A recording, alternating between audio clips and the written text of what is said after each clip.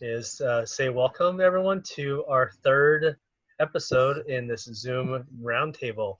Um, so um, this meeting is recorded, so please be proper and do not put profanities in the chat. Unfortunately, that happened with the Zoom bomber at a meeting I attended this past week. My name is Nai Wang. I will be your moderator, so I'll try to do as little speaking as possible because I want to hear from you guys. So this is a roundtable meeting, and as you are familiar with at conferences, we all sit around and we share with each other our ideas, our our missteps, our successes, and things like that. To be honest with you, when I started this over a month ago, it was just something that like, hey, let's just get together and have a chat. And basically, it turned out to be something more magical than that.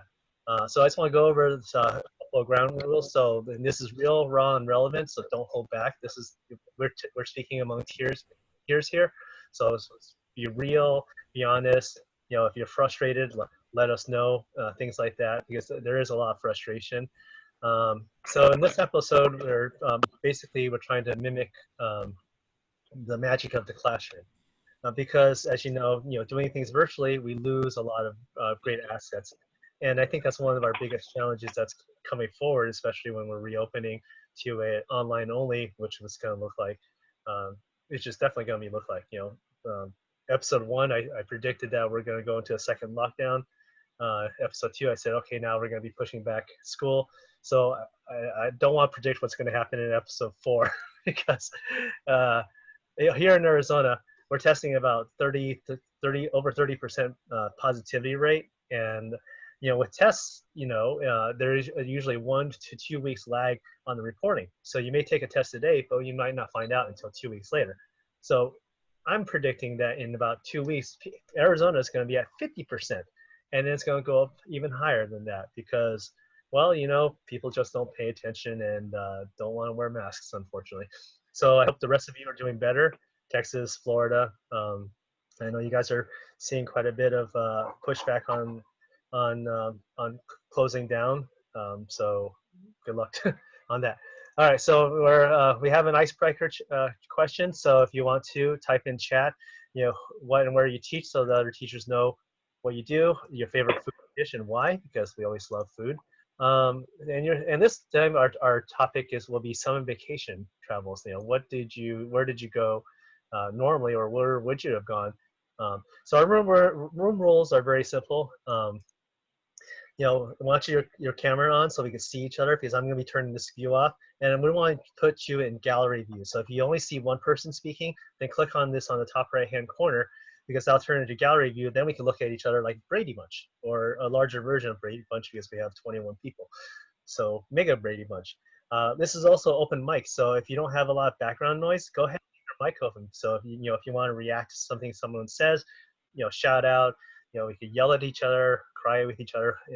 We don't need to necessarily take turns in a very civilized manner if we have to. I also want to reiterate, no requests to download KP Compass. Here we go. So in episode 1, we talked about it was more like a breath of fresh air, like it was therapy. This is the first time a lot of teachers got to talk to other teachers outside of their own little network. So there are teachers in Texas talking to teachers in Ohio, to California, to Florida, and all over the United States. And we found it very therapeutical because we felt together. We felt like we're all in this together rather than being in an island. So we talked about a lot of really great ideas, which got pushed into episode 2. Fundraising. How do you fundraise now that your kitchens are closed? How do you engage community, to do fundraising, like you engaging the food banks, local farms, local celebrities, to get them engaged as well, to get donations. We also talked about creating a virtual tour that is localized, so that you could say, hey, let's tour. Yeah, I'm from Maine, and I'm going to do a little tour about lobsters and share them with other teachers. So we want to create this kind of collaborative space for that. Talked about teaching person in line. Now in episode 2, we went further into this topic about building partnerships. So some of you brought up, hey, can I get a certificate of participation? And I said, yes, just send me an email and tell me what you want. I haven't received any emails yet, so if you still want your certificate of participation, send it to me. So we found out more on how to build relationships with farms, and we also created a think talk think TikTok. I don't want to say TikTok. Think tank document. Um, so so here it is right here on the thing. And it's actually very nicely started. So we started it 2 weeks ago. So here's section 1. They tell you about who you are. Section 2, ideas about community engagement. So like a lot of people gave their ideas and shared what they've done. So this is something that we can continually build over time, and really figure out better ways of what we're doing it collaboratively. So thank you very much for sharing, those of you who shared it. Also, before I get any further, I want to mention that for those of you who haven't seen me in a while, my hair's gotten a lot longer, and I never had a mustache and a beard before. So when we went to lockdown, I said, okay, I just want to shave for a couple of weeks. Oh, it's been a couple of months, and this is all I could do in a couple of months. So this is like shameful because I can't grow facial hair worth anything. I usually give up after a few weeks because it just gets so annoying. Anyway, so here on today's topic, we're going to talk about these various aspects because what we're doing is we want to kind of be prepared for the mental health of these students coming forward. I know that your schools and your districts are probably already starting to throw a lot of this information at you because it is a big concern. But within our sphere, we have students that are a little bit different, that behave differently, and what we could do is we could talk about the differences here. So we're going to talk about asynchronous versus synchronous learning, mental resilience, building relationships, the challenges of coming back face to face, touring learning spaces, parental stress, how like 2 hours of work is only getting one hour's worth of output. What kind of parental support mechanisms do we have? And then teachers giving love. Okay, so with that being said, let's go ahead and I am going to turn the screen sharing off so we can see each other in Brady Bunch fashion. All right, cool. And I see more than 5 people. All right, I see a lot of familiar faces here too. So turn on your webcam, turn on your microphone if you like, and let's go ahead. And I'm just going to throw a very open-ended question, and please just like spend like less than a minute just to say, how are you feeling? And raise your hand, or whoever wants to start. How are you feeling right now, given the situation that we've kind of seen ourselves in the past couple of weeks? Okay, Leslie rose her digital hand, so let's go ahead with Leslie, and then we'll go to Deborah. Hey, y'all. Good evening. Good afternoon. Good lunchtime. I feel okay. I did a food science class today, and I got some really good information and things, books, stuff I can use. And one thing I will send the PowerPoint that has the information. I'll put that in the think tape. So fine, we're all digital. I have to work through not being able to see my babies and figure out how to create these digital accountability pieces. Mm-hmm. So very good. That's where I'm at. Okay, and actually, so speaking to accountability, I just want to say that so one of the biggest benefits or the silver lining about this pandemic is that I have been able to participate in a lot of conferences that I've never been able to before, like conferences that happen internationally, conferences that are outside of my wheelhouse, so to speak. So, or mostly it's because I'm traveling 90% of the time in the summer going to conferences. So I'm able to participate in so many other conferences that was actually a very good benefit. But I want to say that one of the biggest commonalities that a lot of teachers are having is how do you do accountability? How do you keep them accountable? And the sad thing is that there aren't a lot of mechanisms. There aren't a lot of things out there that do that very well. Just a quick note about KP Compass is that that's one of the things we baked in, because when we built the system a long time ago, we're like, how do you keep kids accountable? Well, the current methodologies just didn't mesh, so that was our big focus was. lots of accountability, lots of engagement. So that's one of the common things I heard is that, they're struggling out there to try to find ways to get kids accountable. And I know that a lot of you have encountered that. We already have that, so we don't have to worry about that too much. We still have a lot of things to go. All right, I saw that, Deborah, you rose your hand, so less than a minute, just kind of tell us how you're feeling. Yeah, we got a video thing from our superintendent today because, everything's so up in the air. You were talking about accountability. I made a pretty big issue about that in my district. And they're going to use terminology. It looks like we're going to go back blended 2 days a week. The kids will be in school. 2 days that will be what they call remote learning, where they will be doing learning themselves. And then on Friday, they're going to make them go to class with us online. So they're going to call it virtual, and they have to be in class online. So they're not just at home doing nothing. So I felt that was a positive thing.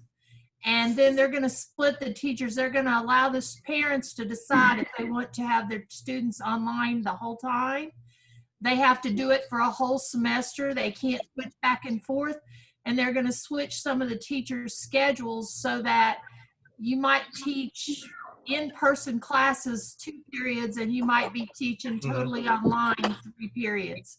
So, and they're going to make them wear masks. And because we have no air conditioning, they're talking about shortening the days so we won't be having to deal with masks in 100-degree heat. So I'm feeling much better about that. So those are just some ideas that I thought my school system came up with a good idea to address. That's very good. Thanks for sharing. And the last person with his hand raised is William. How are you feeling, William, in less than 60 seconds? All right, 60 seconds or less. I feel good. I feel like we have a plan. I'm right now taking an online class with myself, and I've taken others, but this is one that is introducing a whole plethora of different tools to use. And and KP Compass is the envy of the industry. I will tell you that. Okay. Everybody wants to have something that you've got, and I love it. But at the same time, I'm trying to figure out how to deal with Animoto and other different platforms or apps or tools that can help supplement. And the other big one that I just want to put out there is this. I was asked about how does KP deal with the community of inquiry with regard to social presence, et cetera, and is there a tool within your program to for kids to sort of discuss with each other what they're doing, so to speak. Oh, okay. Yeah. Okay. So that is a very interesting component, and that is something that we just a quick little aside is that we don't incorporate because we built other mechanisms for individualized engagement, whereas the goal was so that community involvement would be done in the classroom, not online. So that was one of the things. It's like we didn't want to do that because we didn't want social isolationism. We weren't planning a pandemic. To your point, there's a lot of wonderful tools out there, but they take a lot of time and effort to be able to tool into what you wanted it to be.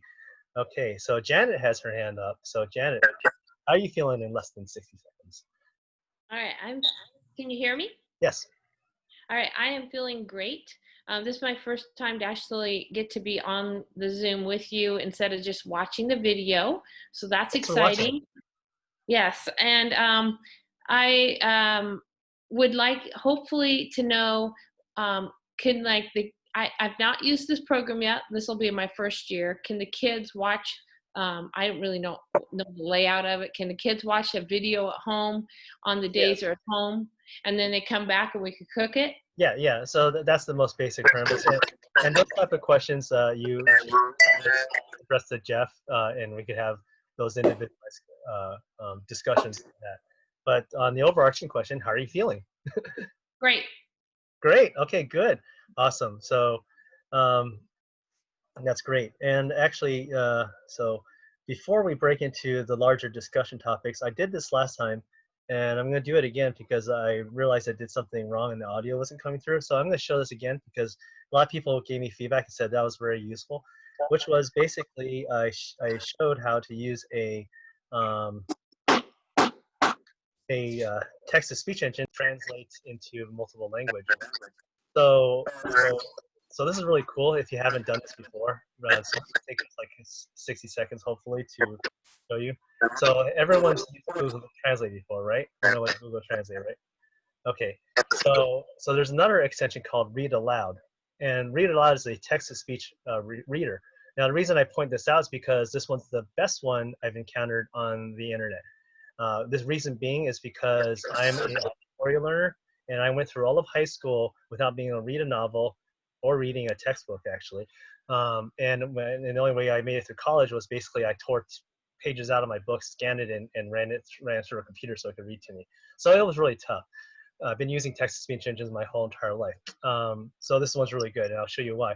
So if we go to a screen with text, so I'm using our site because one of the things we do is we use open web standards. So we actually let websites do things like translate it and read it.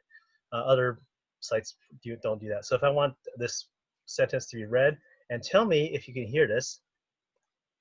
ASTE with our tongues and our soft palates, which both have taste buds, also called pupilly, our epiglottis, along with our sense of smell. Okay, hold on. Did you guys hear that? Okay. Yeah. I forgot I put it back to Nai speed. Okay, now I need to put it back to normal people speed. ASTE with our tongues and our soft palates, which both have taste buds, also called pupilly, our epiglottis. So as you can see, you can change a lot of options. I bump it up really fast. ASTE with our tongues and our soft palates, which both have taste buds, also called pupilly, our epiglottis, along with. Okay, that's enough about our epiglottis. So you can see my preference is UK English female, but then you know, I could also change it to other languages too. So as you can see, there's a lot of languages represented. So I like this a lot because you have a lot of choice. Now the other thing is that, you know, let's pair this up with Google Translate. ASTE with. Sorry, let me get Google Translate. And let's translate this page to, let's see, what language should we do? Dutch. No, we don't. Let's do what's most commonly asked in our field, Spanish. So here it is in Spanish. So you can see the written word has been converted to Spanish. So we could do that. But this is the other cool thing is that now let's go ahead and read this passage. Read aloud. Why nuestros palades suaves cutin and papillus gustativus, también lamadas papillus, nuestra epiglottis junto con nuestra. Okay, so you can see it's reading it, but there's something off with it. Well, that's because we're having a British female try to read Espanol. So let's do Spanish. Y nuestros paladares suaves que tienen papilas gustativas también llamadas papilas nuestra epiglotis junto con nuestro sentido del olfato. So does that sound better? So was that pretty cool? Yeah, I can't see everyone, so so I'll just assume that everyone nodded. So here's the other funny thing is let's convert it back to English here. So let's do this. Let me highlight this paragraph and speak that. With us the with our tongues and our soft palates, which both have taste buds also, called papillae. So now we have a native Spanish speaker trying to speak English. So it could go both ways. So I just want to show you like this simple little plugin can be done with virtually any website, and that can assist on your students' learning, because everything's better reinforced with the audio. So all right, so I did spend 3 minutes on this. I apologize. All right, back to the meat of our story. Okay, so now that I can see everyone, wave your hands in the air if you liked what I showed you. Yay! Okay, cool. Yeah, awesome. Okay, so I'm just gonna go through the chat really quick. So Rachel from El Paso, welcome from Horizon. Sandy from Florida, hey, good to see you, Sandy. Mike from Texas, Mr. Barbecue. If you have any barbecue questions, he's the one to ask because he knows everything about that. And also starting culinary barbecue competitions in the high school. So he's really good at that, really great at that actually. He's done quite a few of that. around the state, and you're doing other states too right now, aren't you? 3 states so far. Okay, cool. So Missouri, Florida, and Georgia. Okay, cool. All right, the COVID states. So you got to come to Arizona because we're really COVID. Deborah back here from Ohio. Oh, someone from Arizona. Howard, hey, good seeing you, Howard. Yeah, nice and hot and toasty today. William from Middlebury.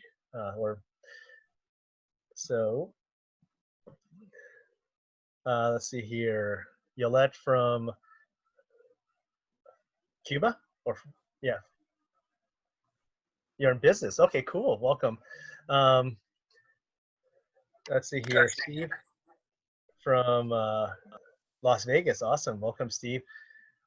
Mary from Virginia, and so on. Okay, so I don't want to spend time. Actually, you guys can read the chat. I was just seeing if anyone had questions. So here.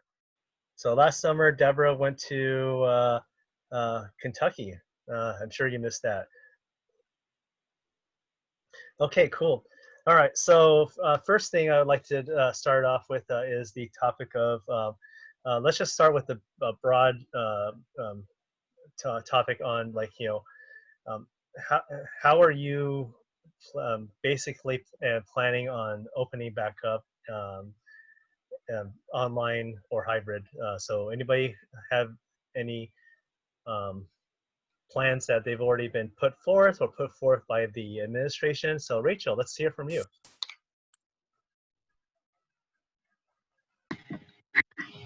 Well, we were pretty much, I'm hearing a double of myself. So You have two of you, so I wonder why there's I'll try two. to slow. Should I slow down? Yes, Oh, now it's working. Okay. So in March, we were somehow already set because our, like many schools, our kids already had their Chromebooks. We just went straight into online teaching until the end of the school year. We actually start back, teachers are going to start back on Monday, this coming Monday. What? Yeah, but the students are not. So we're going to be doing, like another teacher mentioned, we're going to be doing the virtual teaching from the classrooms. So they put all these cameras and vocal things in the classrooms, and we're set to do that without the students until September or just after Labor Day, and they're going to reevaluate at that point based on how COVID is doing to see whether we're going to keep it that way or offer some other format. Yeah, so how bad is it in El Paso right now? I know that we're hearing a lot about from Houston and yeah, Texas as a whole is pretty bad. El Paso has close to 1 million people, and they are testing probably between 300 and 500 a day, and they're coming back positive. Oh, wow. Okay. Now, we haven't had as many deaths. I think we've had maybe 150 total, but it's a little scary to me. Yeah, I know that it's not as dense there right now. Yeah, and that's one of the biggest challenges. And actually, that reminded me, one of the sessions I went to, somebody mentioned this idea was that, you would bring the students back in, but then you would put them in like a large, well-ventilated space, and the teachers would still be teaching from their room, but they would be doing remotely, and the students would be still in school, but they wouldn't be with the teacher. So that minimizes the danger of the teacher. So that was like what they call like kind of like a hybrid teacher approach. They were talking about kind of going back and forth in different ways, and I think that's why they just are going to start off the school year. You can think of it as online, but it's virtual. Mm-hmm. So they haven't given us the training on how we're going to handle that. There's going to be an A-B schedule. Of each class is going to be 90 minutes, and then they'll have so many breaks throughout the day for the kids to have lunches at different times. And if they decide to go back, because my classroom is really super small, and I've already asked for permission to use my restaurant as a future classroom if we have to spread out. Okay. Wow. Interesting times. Anyone else want to talk about their kind of opening plans as as laid out. All right, William, I see your hand raised. All right, go ahead. You're muted. There we go. Sorry. I'm meeting tomorrow morning with our IT guy, and what you described, Nai, is what I think is important.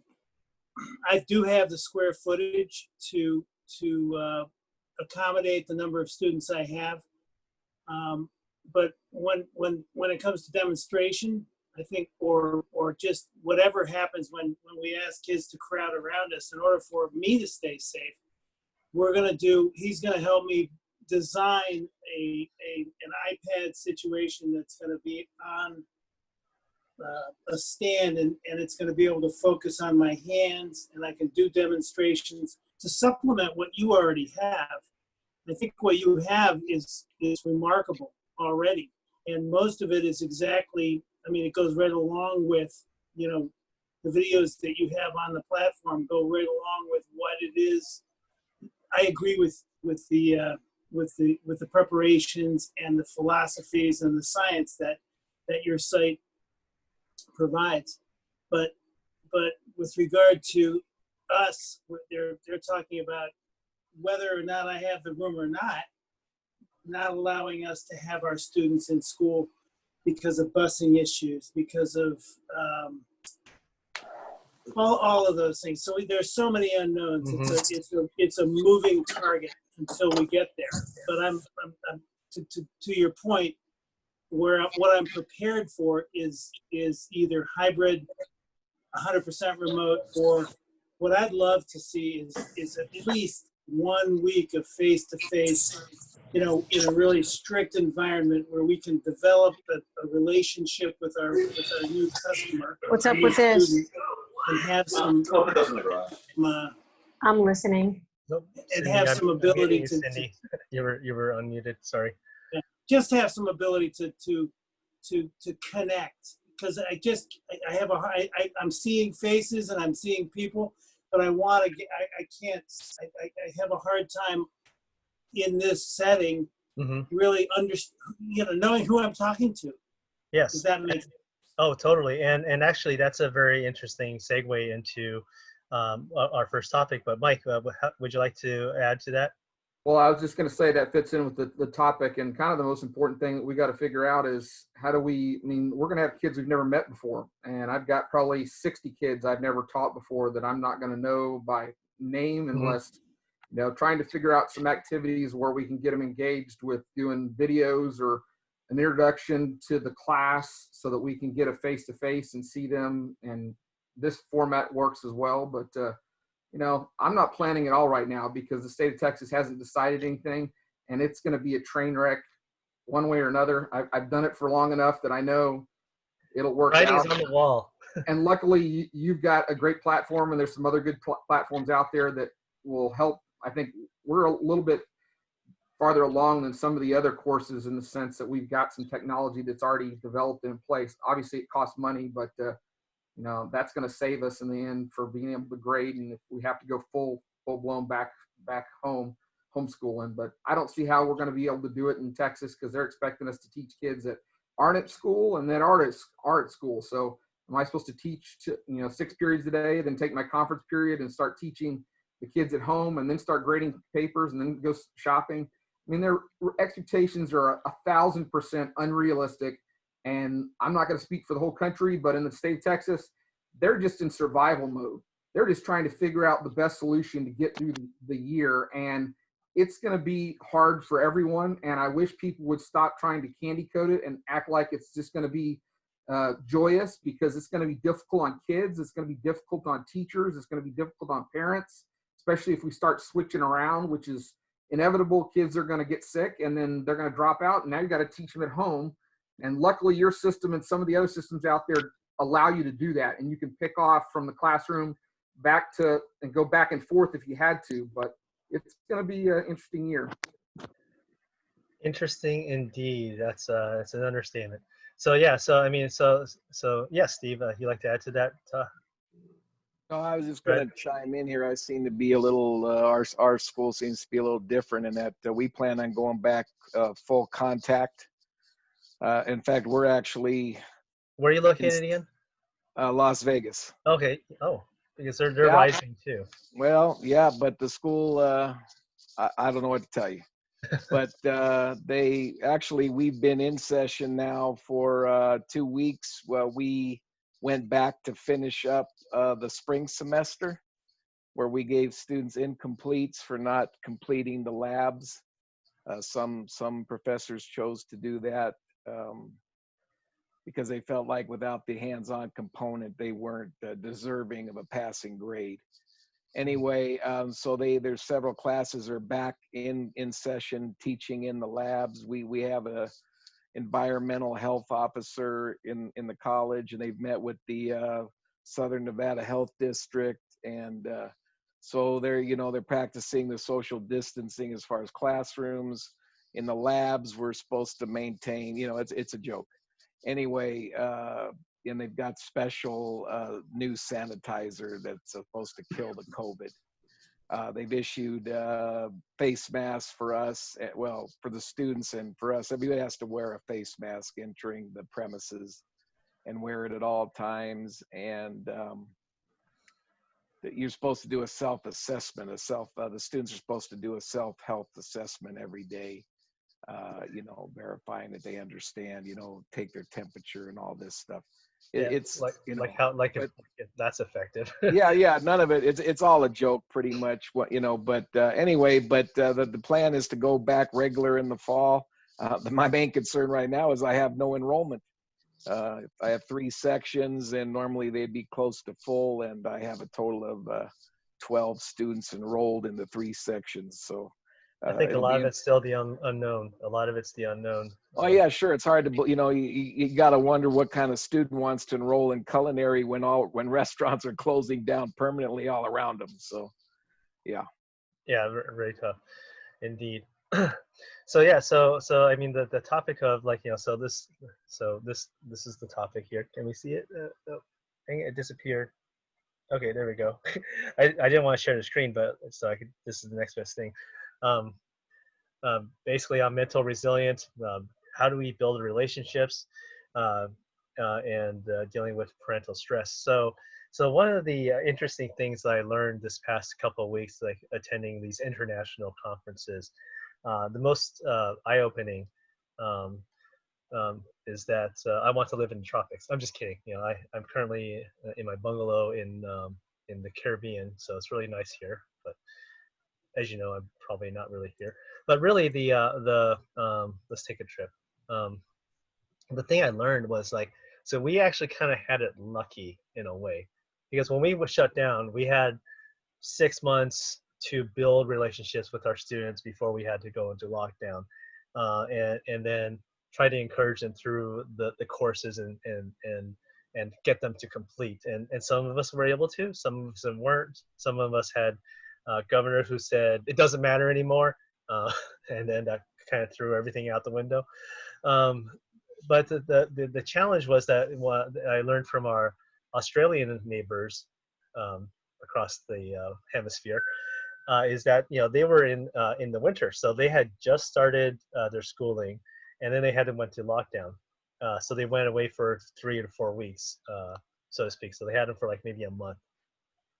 So I didn't have that chance. They had a little bit of chance to build a little relationship. But one of the most interesting things that they brought to light was that when they came back to school, so they actually been back to school for a week, was that they had a very big challenge of getting them to be as disciplined or as engaged as they would have been without that interruption. So that interruption changed things. So some of them said, hey, they liked it better online because they liked the freedom to do things like that. So they kind of rebelled against that model in a way, and some just couldn't handle that transition and things like that. So that kind of rocking of the boat was just an interesting reality that I never really considered, because well, everything's new for us. So the biggest challenge is like now we're going into a school year where we won't have any time to build a relationship. How, you know, and so educators all around the country are trying to figure out, you know, how do we build that virtually? How do we build that online? You know, we can't accomplish it with just Zoom meetings. I mean, Zoom meetings is just one thing, but then you get burnout. I mean, at least it's better than text messaging, you know. So basically, you know, so I've been like trying to gather a lot of information from other conferences, and I'm going to try to spew it out in various documents. But there are people out there looking for that and building ideas, and I'll share that on our ideas document as well as I start to compile that kind of stuff. So, but one idea that was easy enough to do that some of the teachers did when they went back to online in Australia was that they asked the student to give them a tour of their learning space. So that kind of like, you know, shows them where they're learning. You know, now this is like kind of like a little iffy, because if a kid doesn't want to do that, you know, don't force it. Do it with them and their parents and things like that to kind of bring you into their home and then them into your home in a way. So that's a way to kind of build that kind of connection. Also sending like, you know, holding meetings with the student and the parent individually for like, you know, just doing one-on-ones, just like when you do parent-teacher conferences and things like that. That helps out a great deal as well. So to just kind of build the relationship, because, you know, realistically, we're missing a lot of these chances, and I thought that would be a good opener for that. So that's one idea. So I want to open it up to the floor and kind of get your thoughts on what you think about that approach to kind of break the ice when you start the new year. You say, hey, welcome to school. Here's our Brady Bunch moment.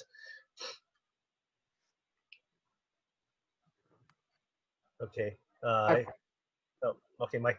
I was just gonna say real quick, one of the ideas I saw that was kind of cool was they had the beginning of the school year had their kids create their own avatar using Bitmoji, and that way they kind of have a virtual animated character that they can use for different things, and it's just kind of a process to go through, and then they tell something kind of like the biographies that some people do where they learn a little bit about their kids, but it also gives a visual and just gives them a little bit of creativity using the tools.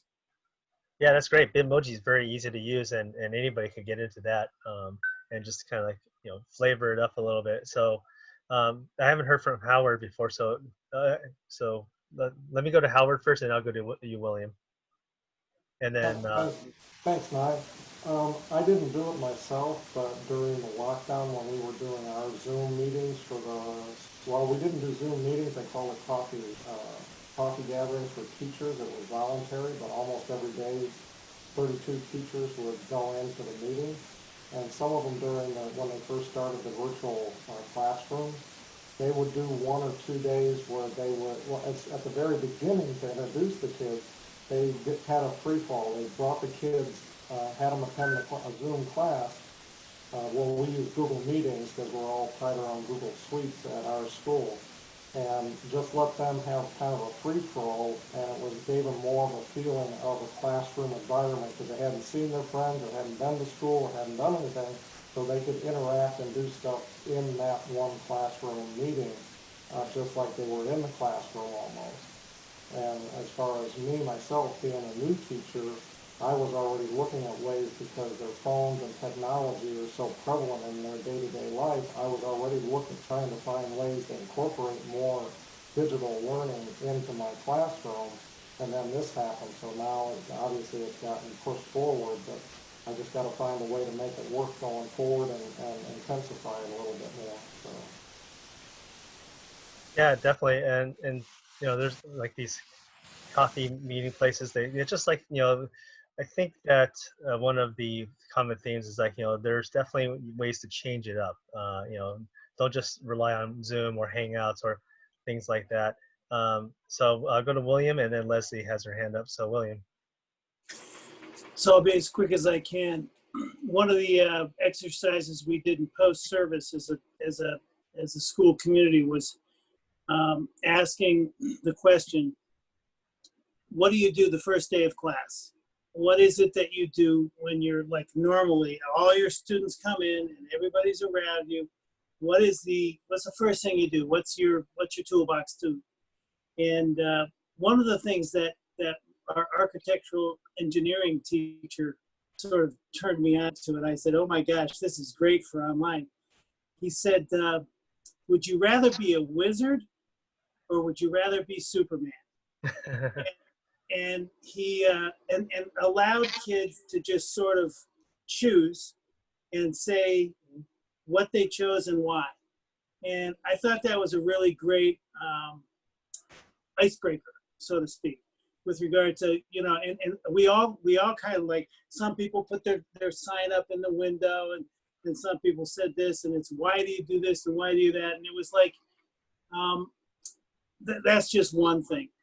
I thought that was a really relevant piece. And, you know, for me, I roll a ball across the table and ask people, you know, 3 guided questions as to whether, you know, where were they born and what's their favorite food, and you know, what's something we might know, you might tell us that nobody else knows about you, and then leave it at that. Anyway, that's all I have. Very cool. Leslie?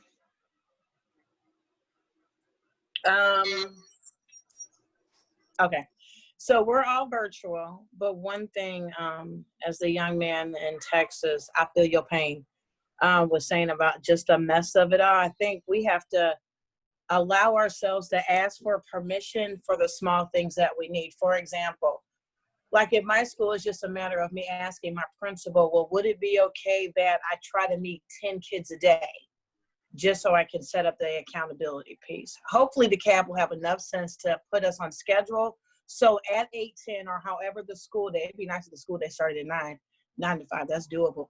But, you know, hopefully our classrooms will be, our virtual worlds will be set up where we have a first block, second, third, and fourth, because as teachers, we are the timekeeper. We keep the purge at bay. Another, okay, this is a question. So you know how if you play GimKid or, you know, all of those competitive classes, those competitive games. So I don't know, is there a way that I can have all my kids and we're playing GimKid and we can all see it like Fortnite? Like I need something like that to exist. So we can be competitive in certain spaces. And then I like the one-on-one. And then what came to mind is in one of my trainings, we had to do a Bitmoji classroom. So that might be something I may ask some of my kids to do, create their own Bitmoji learning spaces so they can just put their work up in there and I can click and find it, just as something different. But I wouldn't want to know if is there a way to play games. Yeah, no, I mean, if there were out there other than like, you know, the Quizlet and those type of things, really there's nothing out there that's academically focused. So, you know, that's a strong desire. And I'm sure that, you know, with this going on, some companies might invest into something like that, because now there might be some demand for it. Before, like, you know, there was really low demand for it. Like even the stuff I did was very low demand. I mean, just to be honest with you and transparent, it's like, you know, it was a luxury. So, but, you know, but the thing is, like, you know, that's why people don't invest in things like I did, because it's not in demand, you know. So I'm hoping that things like something like that might pop up, might occur, might be in development, might be close to development and finishing. So if the first time I know about that, I'll let you know. Oh, one more thing. I think we really need to start thinking about parental investment in education. It's different than engagement and participating. That's very true, and that's actually one of the topics. Oh, okay. is in you know, parental support and investment, and that's actually a very important piece to it, is getting them vested into the whole entire online learning, virtual, everything like that, because they're just as shattered. Their world is just as shattered as ours and their kids and everyone like that. So as you know, we educators are the ones who try to hold everything together because we know everything, right?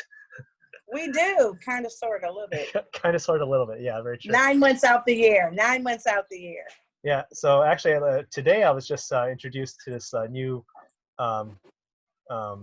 program online that's very easy to use. You don't have to sign up or do anything instantly. I compared it to the modern version of I'll put it in chat. The modern version of Second Life, if you remember Second Life a decade or two ago, what a mess that was. So, but it was just something that somebody introduced and say, hey, you know, just have the kids jump in, and they have little avatars, they run around, and you communicate with each other, draw on the floor. I mean, it's something a little bit different, like just to change it up. So I haven't thoroughly vetted it, but I really liked what I saw, and I actually joined the group. So I thought that was pretty good. So Deborah, I saw you raise your hand.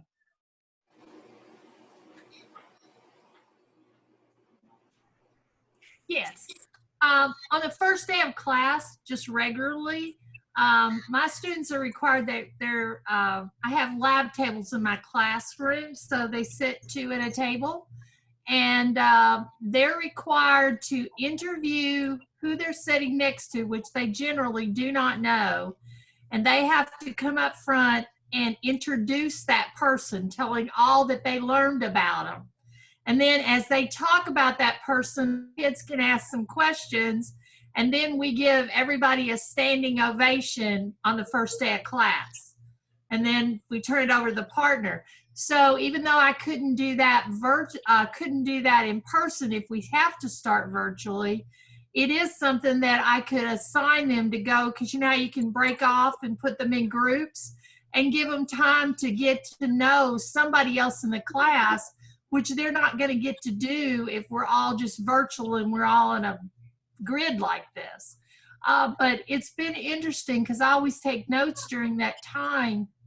It's interesting how the kids bond, because they learn that they have a lot more in common than they have different. Because, you know, they tell, sometimes it's embarrassing what they do tell in the interview, but it's still a good exercise.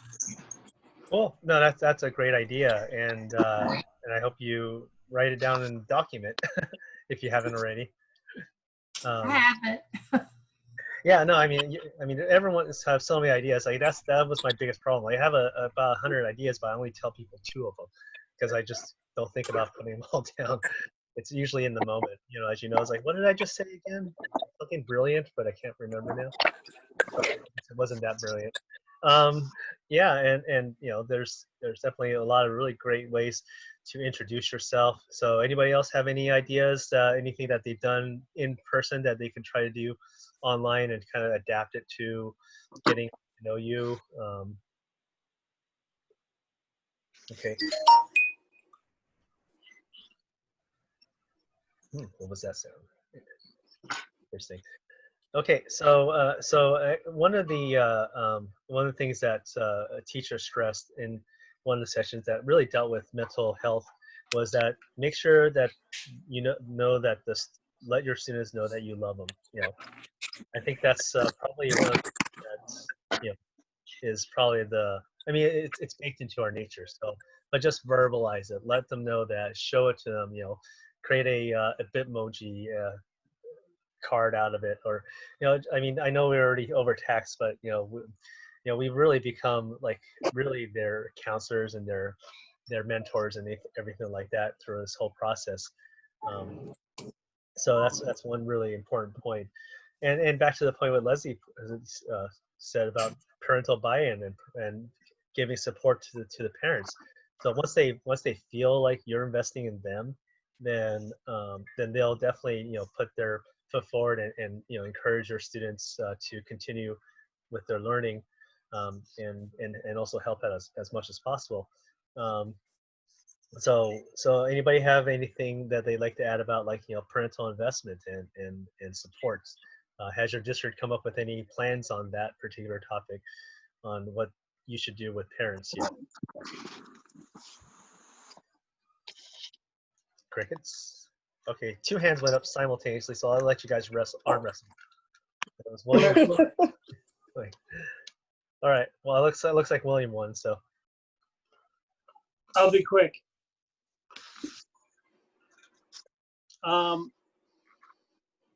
I think it's really important to reach out way before you have any issue with a student or anything about uninvolvement or apathy or anything else. And this particular spring gave me an opportunity to have a window into families' homes that would never have ever happened had not this particular challenge happen, where we are asking students to open their homes to us. I know that our county has a protocol where you cannot be on a call with a student one-on-one. You have to have more than one student. So if you have a student and a parent, then you're okay. And that was a really great invitation for me to have one-on-one instruction with a student when, because somebody else had to be present. And it was, and I invited the parent to be part of that.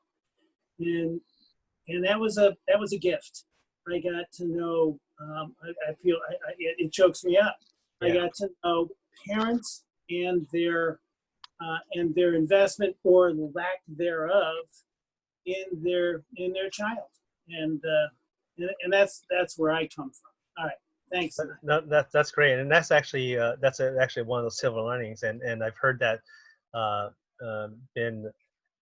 heard that from a number of teachers who've expressed that, is that they really had a chance to get to know their students on a different level.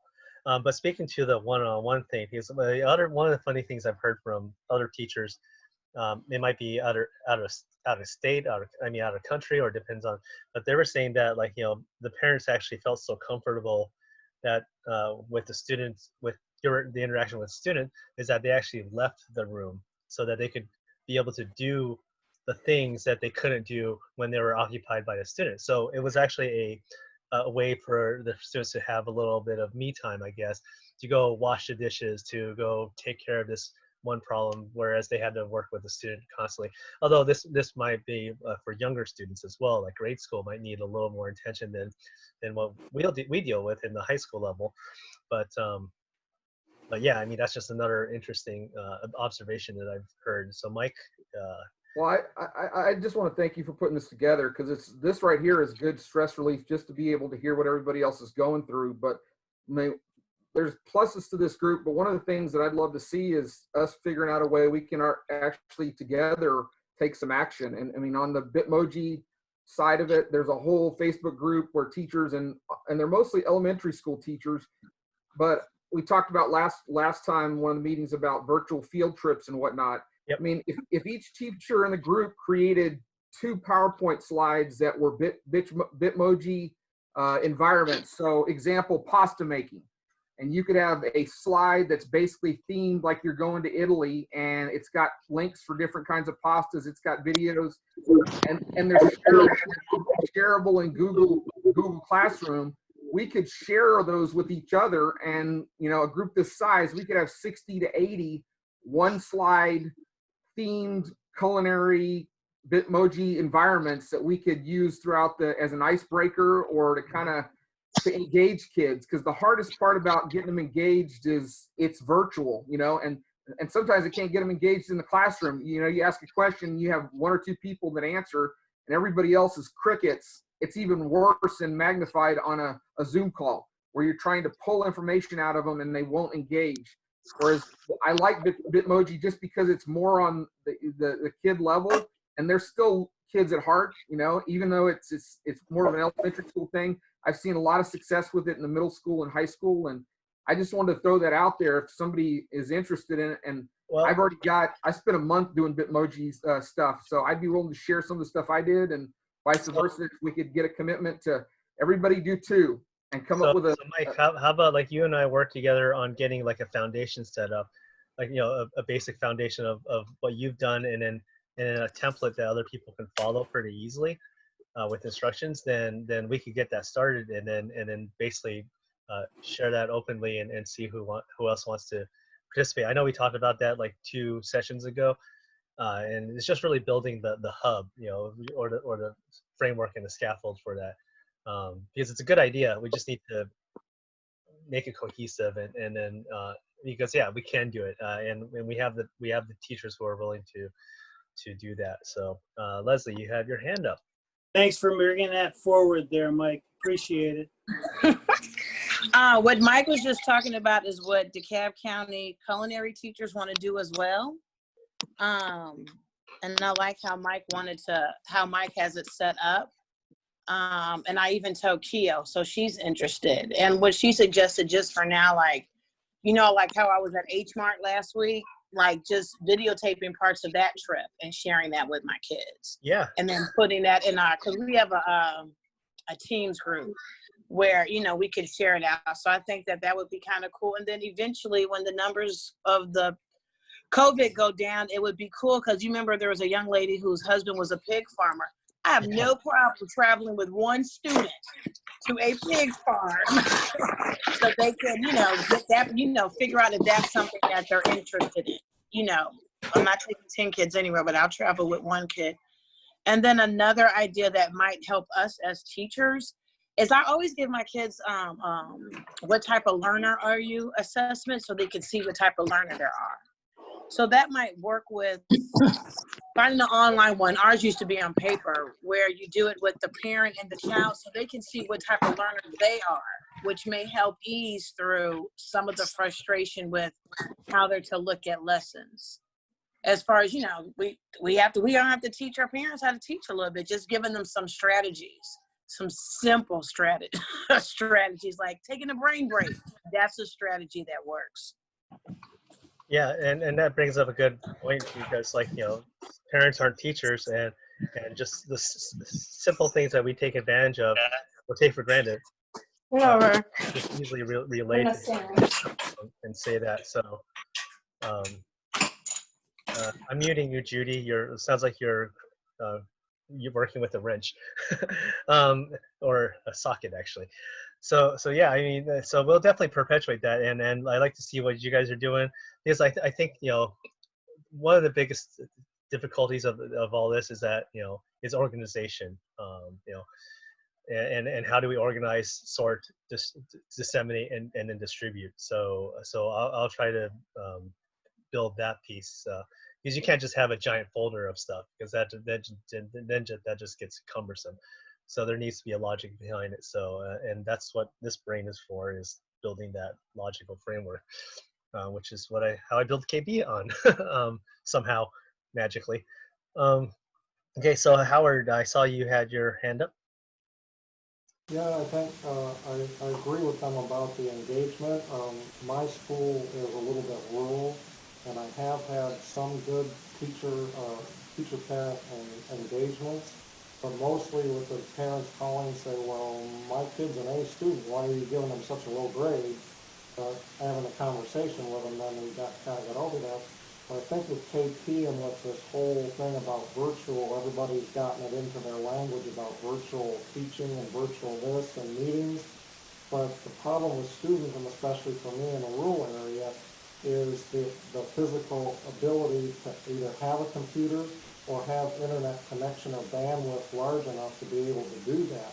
If the parents are working from home and you've got 3 kids at home and they're all trying to take classes and do work, if they don't have the infrastructure, and none of it works.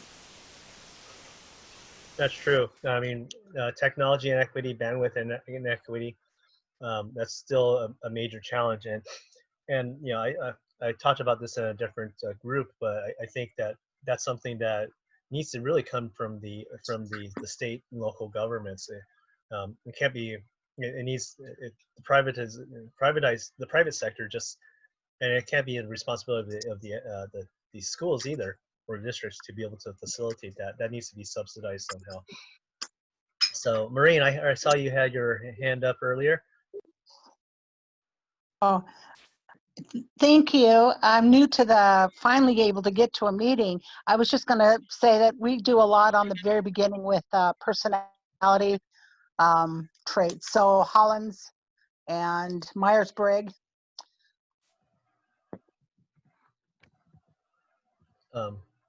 You just cut out. Oh, did I just do something weird? Yeah, you said Myers-Briggs, and then you died. Oh, sorry. So Myers-Briggs, a couple of the other different personality that is online that you can do. That was going backwards. The other issue too is, of course, is how do we going to piggyback up on the no internet service. That's really tricky. So if there was a way to somehow take the material you guys are offering, you know, that we do on course and be able to make it into or simulate it in paperwork, you know? That would be kind of a question I had. So that reminds me, I just put it in chat. Another really useful survey, kind of like Myers-Briggs and all that kind of stuff, is from Quantic Foundry. So what it is, it's basically a questionnaire that builds your gamer profile. So basically, if you take this quiz, it'll give you a really good snapshot as to what style of play you like, and that's actually really good information to the psychology of the kids. So are they like, do they like action adventure? Are they more strategic? Are they more story oriented? And things like that. Actually, I speak about that in my session on teaching to gamers, because that's one of the biggest things, is just understanding their minds. Is everyone has different pedagogies. Like, we have our basics, kinesthetic, auditory, visual, all that kind of stuff. But the gamer profile, I think, is more relevant to these youths today, because yeah, you can be an auditory learner, but are you a real-time strategist? Do you think deeply about moves and resource management and things like that? So I put that down there. So one of those other things I probably should share more often, but usually not in this context. And I actually have another one that's really cool. Let me see if I,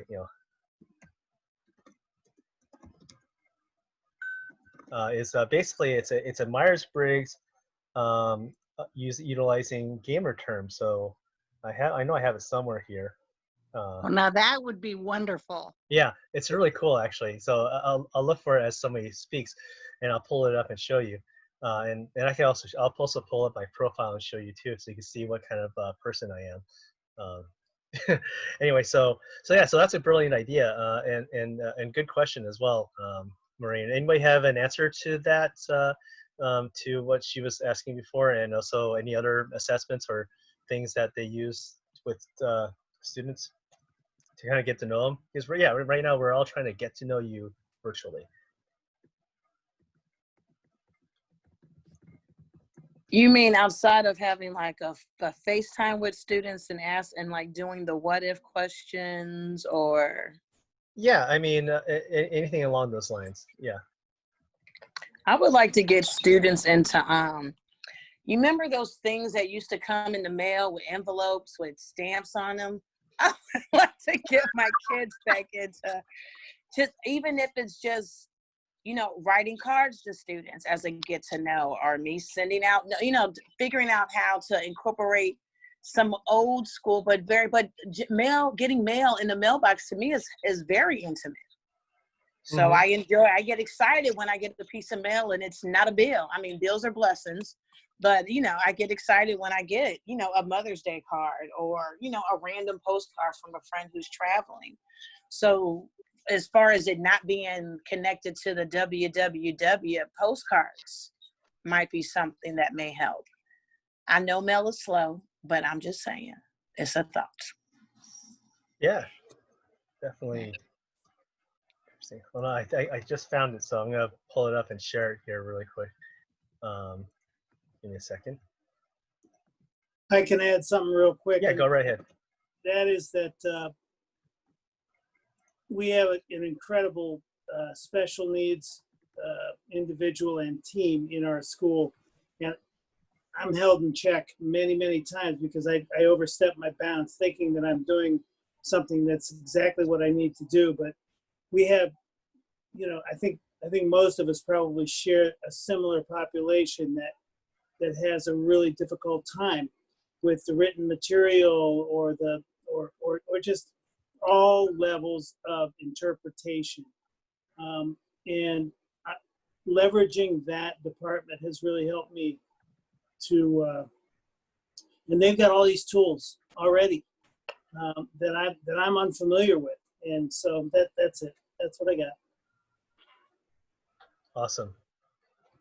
Okay, so here I'm going to pull up. So this, what you're seeing here, is part of my slide deck from that presentation.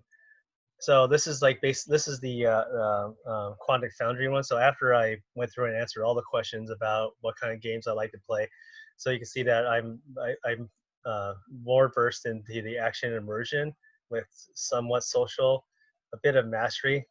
So that means I like to play a game to about 70-80% and then give up or be bored with it. So if that's 100%, that means that the kid is OCD on trying to get the perfect everything. Yeah, I like my achievements. I like getting my trophies and things like that. And I'm less on the creative side. So these are like, games that like The Sims or SimCity or things like that, which I really love, but I try to stay away from them because I love them too much. Because then I get sucked into that world. So I actually try to stay away from it. That's like my to say. And so there's my personality. And then here's the other one I'm going to put in chat, which is the Myers-Briggs. So basically, like, based on your Myers-Briggs, there's different games that are associated with these type of personalities. So like, so if you're a ENFP, then you're an impassioned evangelist, or ES. So anyway, so I test myself to be INTJ, the visionary and mastermind. So when I do my regular Myers-Briggs, I am an INTJ. And then that translates to be this. So hold on a second, let me pull up. I'm going to switch screens here.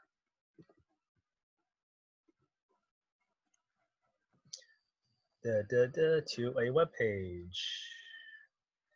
You share to. Okay, so now I'm on the actual website. So I'm going to post this in the chat. So where the heck did chat go? Chat, where are you? You went away. Boom. Okay, so INTJ.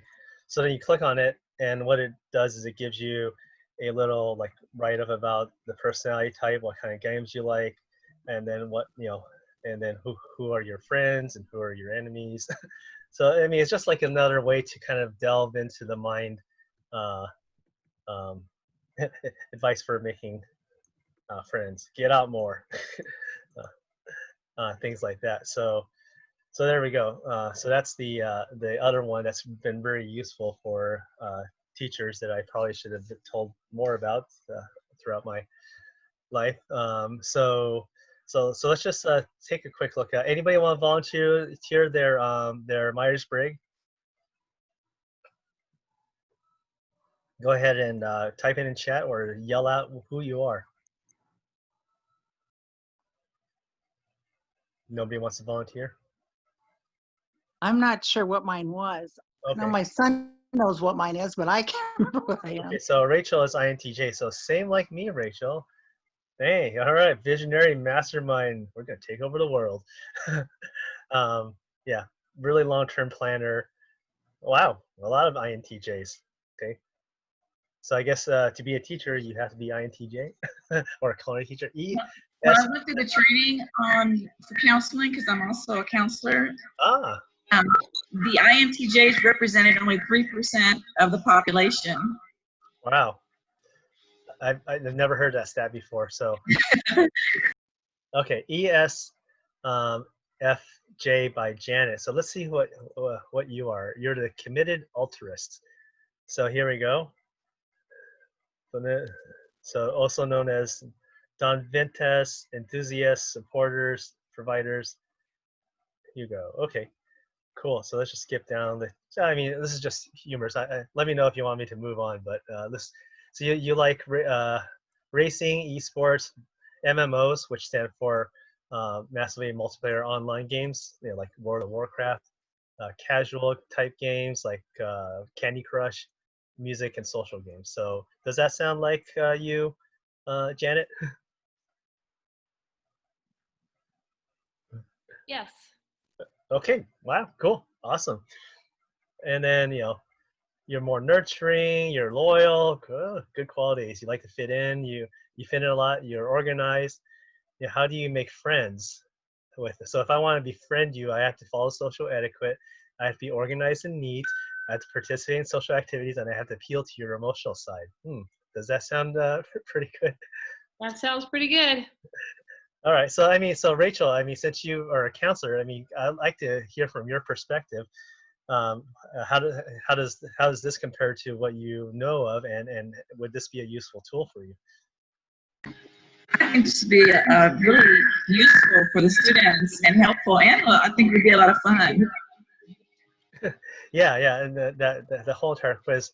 I mean, I know this session is about gaming, but really, I think it's about getting to know our students, and I think this is like a brilliant way to really get to know them, because what kid isn't a gamer? I mean, gaming is ubiquitous. It's a part of our life. It's part of their. I mean, it's part of their lives. It's in our pockets. We play it every day, sometimes obsessively. All right. Sometimes with these games, it gives students a sense of confirmation that they're okay the way they are. Very true. You should watch my session on teaching to the video game generation, because I speak a lot about those psychological effects and motivation. So I'm actually curious to hear what you think about that when you if you do watch it. So, all right. So so I don't want to belabor this topic, but I actually find it a lot more relevant than I originally thought. So I'm going to ask for one more volunteer, but if you guys want to move on, then just like raise your hand and say, I want to move on. So I posted the link for my talking session at a conference in the chat now. If I can just add one thing to this. Yes. When the students go through this, one game I used to have, or an activity, is I would separate by groups, and then I would allow them to come together with positive things about themselves. So I get all the introverts together, I get all the extroverts together, I get all the different types, and I ask them to say, write down several things about yourself, find someone in the group that can present to the other members. And it got a little competitive, like, yes, we're introverts and we don't speak more than what we need to, and the extroverts to just talk. So it got really fun, it got competitive, and allowed them to feel very confident about their type. Yeah, that's good, because the more they know about themselves, the more they could overcome their limitations or their perceived limitations. Right. When I was growing up younger, a few years ago, a lot of people joke about that. I was actually very introverted. I didn't talk in front of people. And as I learned my limitations, I had to make a conscious decision to say, okay, this is something that I know I have. This is something I want to work on. And I never thought I would ever speak in front of an audience of 8,000 people before, but I've done that, and I actually feel comfortable with it. But yeah, I mean, when I started, when I was in high school, you would never imagine that that this shy little computer geek would be doing all this crazy stuff in education. So anyway, so that's just like a little aside. But speaking to your point, it is. I mean, and I think if we could utilize these tools in all facets of life, not just our students, but everything, they'll definitely help us grow. Because it's not just limited to just Myers-Briggs. There's so many dimensions. There's probably Myers-Briggs of sports. I'm not a sports person, so I wouldn't know anything about that. So Maureen, you have raised your hand. So no one else has volunteered their personality type yet. So Maureen. Oh, no, I'm the same one as the last teacher. Sorry. Oh, yes. Yes, FJ. I just had a question, and I might have missed on the last one. Where do we go to hear your talking, your past talks and speeches when you talk about teaching to the gamers? Oh, the game. Oh, I just posted the link in the chat. So do you see the chat? Yeah. Okay, so that's the one that I'm talking about. So it's an hour long, but it's extremely entertaining. I mean, you're gonna be laughing through the whole thing, at me, mostly at me. Yeah. So that's that. So yeah, I'm sure NFL does use it. I mean, I just never think about that because I'm not a sports person. I don't even know what a football is. Just kidding. It's something you kick. It's round. Oh, that's soccer. No, that's football. That's real football. Okay. Anyway. Okay. So have you guys found this pretty insightful? Because really the emotional growth is very important for all these kids. So I'm trying to figure out ways to better communicate and be prepared for that eventuality. because I know that more schools and more districts will probably have to go into pushback online. I mean, that's just you can call me Mr. Doom and Gloom. Sorry, Mr. Fauci or Dr. Fauci. I already claimed that title. Okay, cool. Let's just look at one more. Rachel, what's another one that's very interesting that, and I'm going to go into this concept called Whoop, which you're going to be wondering, what the heck is Whoop? Whoop is actually a very useful tool. So I just want to, but is there one that's very interesting that we could look at that's kind of like the most common that we'd see in most of our students? Like you said, we're 3% INTJ. What's the other spectrum?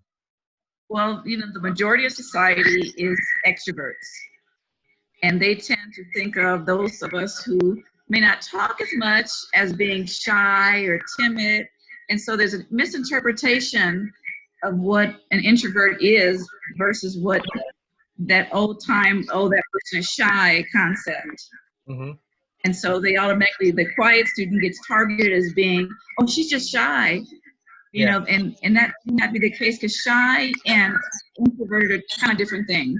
Yeah, exactly. And actually, I know we brought this up in the last session, but a lot of teachers, and I'm sure you notice this, like, the quote unquote introverts flourish because they don't feel like they can feel like they have a voice. They don't feel like they're challenged all the time.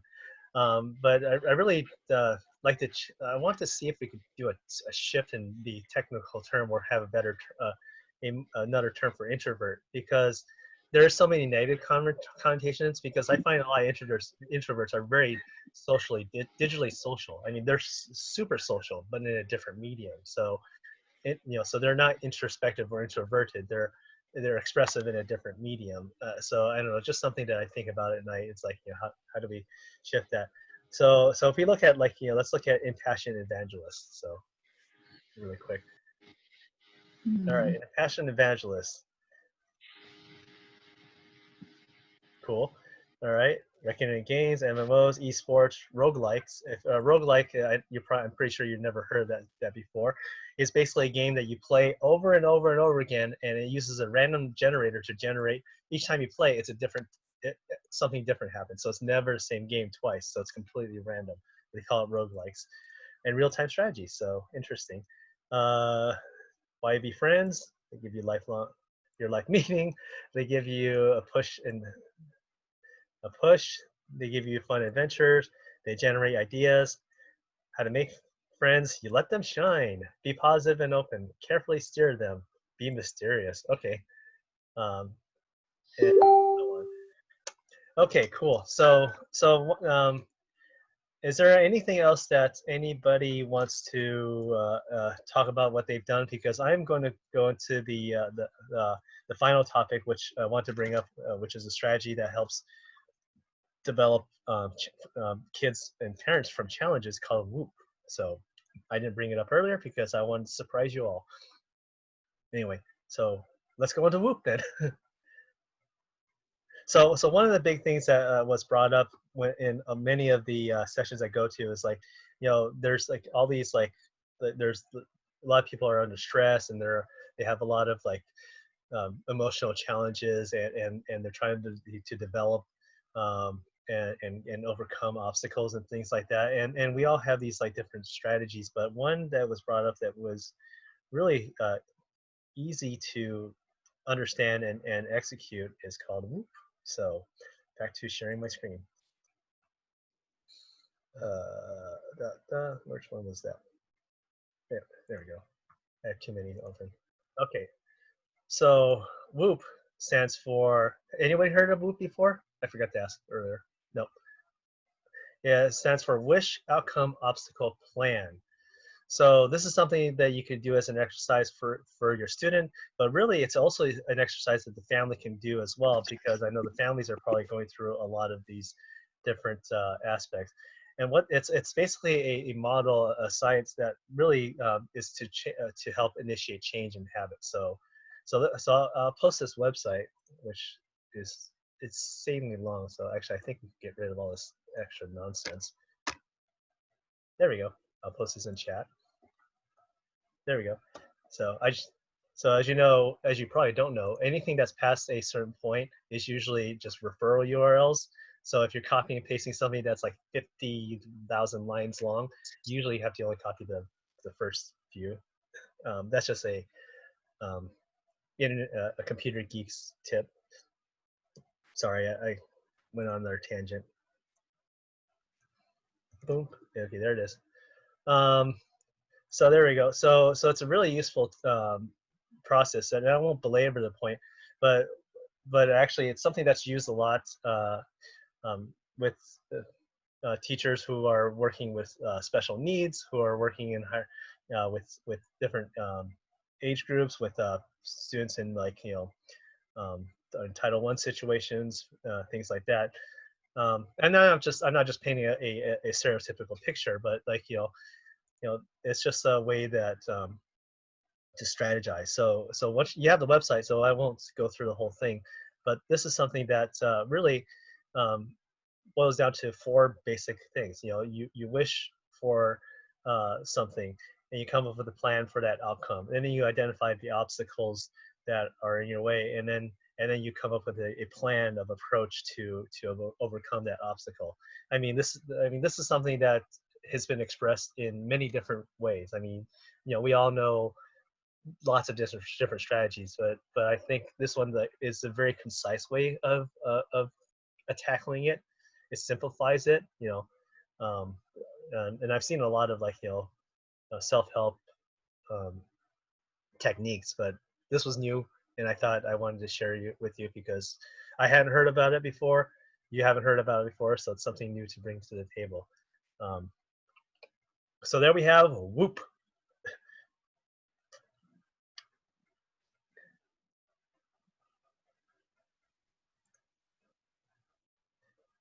Okay, stopping the sharing. Now, back to our meeting again. So I'd like to thank you all for staying the course. I mean, really, this has been, like Mike said, it's been really beneficial and helpful for all of us. So I thank you all for sharing. I also value your time as well, because I know we're all busy. We have a billion meetings, and with school starting up, you probably have 20,000 hours of professional development on these tools. But the thing is, like, we're all here together. We're all in the same boat. We don't have to be islands, and we're here to help each other out. Everything like that. So actually, I had 2 questions actually. One is like, I call this a round table, but I heard that other people call it a town hall. What sounds better? Is it a town hall or is it a round table? I don't know exactly what. It's a town hall with a round table in it. Yeah. Like the picture you posted with that beautiful table with the lazy Susan in the center. Yeah, I mean, I just heard different terminologies now, so I'm like, well, I'm used to round tables in conferences, so you all sit together, and it's really loud, so you're trying to yell over each other. But I miss those times. Okay, so I think I'll continue to call it a round table, or maybe I'll call it a round hall table. We could make it a roast. A roast? Okay. Who's being roasted? That would be not good for you, though, Nai. Yeah. We'll do that some other day. How about that? We'll do that face to face. Okay, so that was that, and my plan is to continue doing this every 2 weeks. The next one's tentatively set for Thursday, so it's in 2 weeks and 2 days. So I'm gonna try to change it up. So like Tuesday, Wednesday, Thursday. Thursday, Wednesday, and then Tuesday, changing up the days and the times. This one, I started later. So is the later time better for y'all, or is it earlier? I know that if it's earlier, then you run into like your school time, right? So I just want to kind of get a pretty good sense of good times from everyone. I think the later works better, at least for me, but if we're in class, my last class would end at 3:30, so it would need to be a little bit later at 4 or 4:30. Yeah, you're Pacific time, so that, and I guess so it would also depend on it. So this is 3 p.m. Pacific, 6 p.m. Eastern, so we're going into 8 p.m. now for some of you East Coasters there. So I think later is better. It seems like because this is more casual. I mean, hopefully, maybe someday you can get PD and get paid for this too. I don't know. Maybe I could figure something out like that. Because this is definitely a very enriching. Like, you know, this could be considered a conference in a way. I know that when you go to conferences, you get credit for that kind of stuff. Usually I have to pay for it too, but I'm not gonna ask you to pay for it, but that's how conferences do that kind of stuff. I attended conferences that say, hey, if you want to attend for free, you won't get any credit. I'm like, okay, cool, I'm attending for free. so I guess that's how those things work. But we'll figure something out. But yeah, we're definitely going to work hard on that shared idea on different mini lessons and things like that. You and Mike, me and Mike, not you and Mike, and things like that. So I guess overall, how useful was today's episode 3, mimicking the magic of the classroom and working on social emotional development? Do I have a round of applause? And yeah, which session was it in that, like, you know, oh yeah, that's right, it was one of the other sessions. They said they learned how to applause in sign language. So basically you just kind of do this. That's how you applause in sign language. There we go. Awesome, great.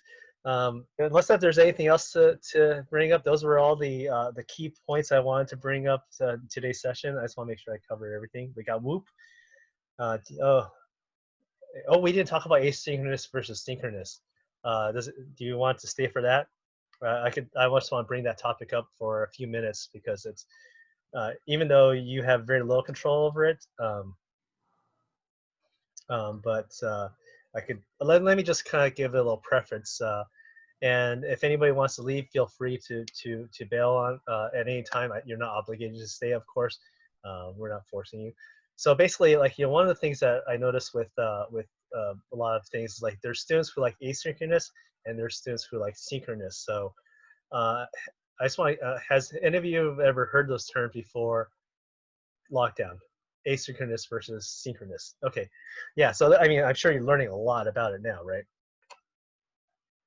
So asynchronous, a lot of students like that because it's like, hey, I have to complete these objectives, and then there's my benchmark. So, like, you know, when we developed KP, it's developed in that sense because you learn at your own pace, and then you could you meet your goals, and then by the time you get to class, then you could demonstrate your knowledge and things like that. So that's asynchronous. It's like, you know, so but a lot of students we found in lockdown don't work very well. So I think in one of our sessions and in many of the other sessions I attended, is that if you schedule, if you did that for a student, the student needs structure and they need to have that synchronous moment. So some teachers have gone to the point where they go, okay, every Wednesday at 1:30, we're gonna all get together, or not all, but like those of you who want, or whatever methodology, and then we're gonna have a meeting and we're gonna sit down and read this subject together, and we're gonna do this activity together. So that's the topic that that is like kind of like, you know, when you talk about, like, when a lot of the teachers talk about, like, you know, you're going online only, it's only asynchronous. So there's no option for synchronous within asynchronous. So that's the difficult thing that a lot of these kids have to navigate. So if they go do that, they have to know that they can't have structure. So that's basically the plug on that topic, and we can talk more about that later because I know it's going to become even more relevant in 2 weeks as you guys get more of your marching orders. So everyone, unmute yourself and let's go ahead and say our goodbyes. And make sure to go on social, like the post, talk about what you like about it. You know, more social the better, and do like that. So goodbye, everyone. Thanks. Nice to meet everybody. Have a good night. Nice to meet everybody. See you in 2 weeks. Bye, everyone. Hey, Nai, before you go, will you type those 2 last words in the chat for my southern accent that I don't know how to look them up? Sure, I'll do that. So let me go ahead and you can Google it. I mean, it's a very common topic. So there we go. It's just basically say scheduled face-to-face versus you do whatever the heck you want, just get your stuff done. That's the boiled down version. All right. I hope everyone had a good time. Thank you very much for watching this recording. If you recorded, don't forget to like, subscribe, and do all other stuff that other YouTubers do. I don't know, whatever. And definitely hope you can make it to the next meeting coming up on March. No, sorry, not March. What month is it in? Are we in now? May? No, June, July 30th, tentatively. And join the conversation. We're gonna get through this together and come out ahead of the game.